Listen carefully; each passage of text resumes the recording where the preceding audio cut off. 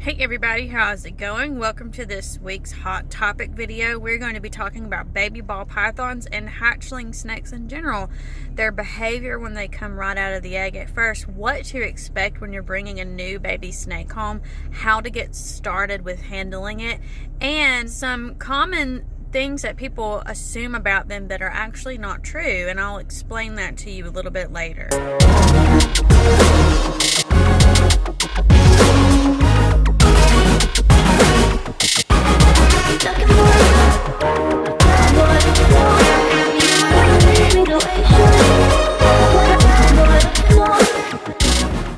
Now, as snake breeders, we have some local people that like to come to our house and pick up their baby ball python. They really get excited about coming over, handling some of the babies we have, picking out which one they want. And a lot of times people want to see what temperament some of the different babies have, because you may have a baby that you are interested in based on looks alone, but you might wonder, okay, has this snake started to get used to people yet? Or is this snake still a little bit on the defensive side? And I'll explain that. When baby ball pythons first come out of the egg, their very first instinct is to be afraid, to act defensive towards you, because they view you as a predator. Out in the wild, their mother would leave them after the incubation period would be over, and these babies would be left to fend to themselves. It's almost the same as if, you know, you're on the beach and you see some baby sea turtles hatch. Their first instinct is to go towards the ocean because they know that's where they're safe, and they're trying to get there as fast as they can. It's just in their brains. It's just instinct for them. So the same with baby ball pythons and a lot of other reptiles. They're born with these instincts that are very strong because they don't have their mother to stay with them and protect them. It's a little bit different for a lot of reptiles. And so that's what's going on with baby ball pythons and a lot of hatchlings of a lot of other snakes. You've probably seen a lot of videos on YouTube of baby snakes hatching out of the egg and acting really mean, which is not really mean. They're being defensive. It's completely natural. It's completely normal. And that's why when you see adult ball pythons and adult snakes of a lot of other species and breeds be very docile and handleable, that's because they have been raised in captivity and humans have worked with them over time and gotten them very comfortable and used to people. And it can happen with any snake.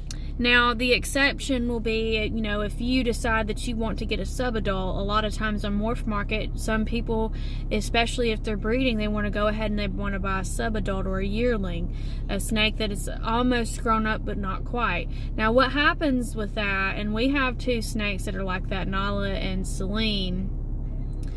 These snakes have grown up in a rack system, which I'm not knocking rack systems because we use them, but when you're a large scale breeder and you have all these snakes, all these hatchlings that you're trying to sell, some of them you may not be able to sell right away, so they spend their first entire year growing up in a snake rack with minimal human interaction, literally only getting water changes and being fed, tubs cleaned out, things like that. They're not getting handled, and they're not spending time with people like a baby ball python that you might get as a pet that you intend to raise and get used to people, so you're taking it out multiple times a week and handling it.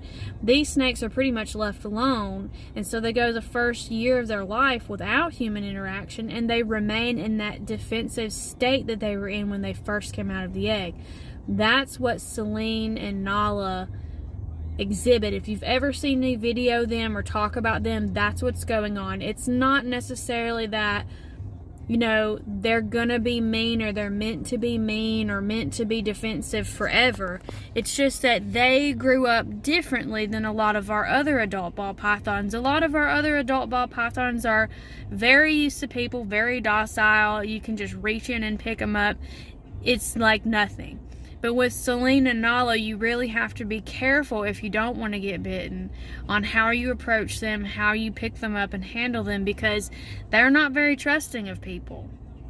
So if you are looking to get a snake, and say say you want one that is a little bit on the bigger side, you don't want to get a baby, I would strongly suggest looking for an adult that you know has been handled by people if you're not willing to put in the work and you are afraid of getting a snake for the first time that naturally is defensive, because a lot of time, like I said, when you order a subadult or a yearling from, you know, big chain breeders, that's usually what will happen, is that snake has just not had any adequate experience with people.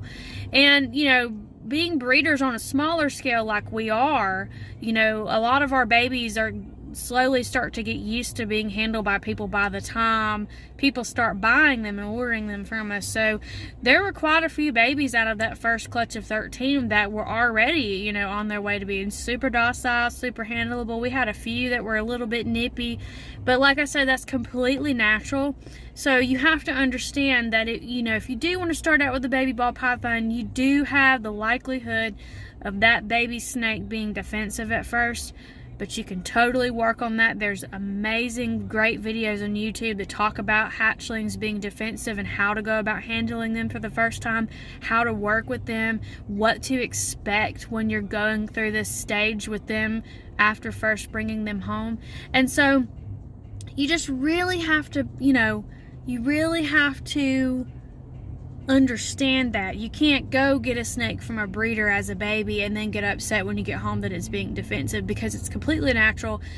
You obviously haven't been doing your research and you aren't aware that this is natural, what's going on, and so you panic and you talk to the breeder and you want to bring the snake back, or you're scared of the snake, and then the snake never gets handled if you keep it, and it ends up like one of the yearlings that I was mentioning. So, you know, you have to just really understand these animals for what they are and how they are. You have to respect them, because they're not like puppies or kittens. When you go to a breeder, if you go to a breeder and get a puppy or a kitten, it's usually pretty easy to figure out which puppy or kitten's going to like you and which one's going to go home with you, because most of the time puppies and kittens, they adapt really well.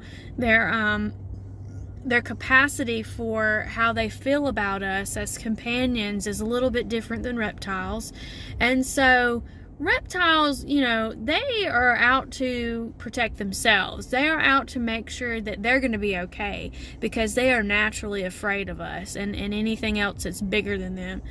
So keep that in mind. You know, if you get a baby ball python from us or from anybody else that's defensive at first, it's not the end of the world. And if you do get bitten by a baby ball python, it is not that bad at all. It's like barely stings. You might bleed a little bit. That's it. But yeah, I mean, you know, understanding their behavior is the key to being a good keeper. Knowing how to keep them in the proper environment with the humidity, the temperatures, what they need to thrive, that's one part of it. But the other part is really, as a keeper, understanding these animals and knowing how to read their body language, knowing what they like, what they don't like, when it's okay to handle, when you need to leave them alone. So we really hope that you enjoyed this week's Hot Topic video. We will be doing a breeding update video soon. Our second clutch of eggs is going to hatch mid-October. We're expecting October 17th. That's the 60-day mark. We have 8 eggs in the incubator, and we are hoping to prove out with some clown combos from Sahara and Cillian. So stay tuned for our next breeding update. If you haven't already, please like and subscribe to our channel. Please follow us on Instagram. Our name is @magic_city_morphs. And we are also on TikTok. We are @Magic City Morphs on TikTok. We'll see you next time.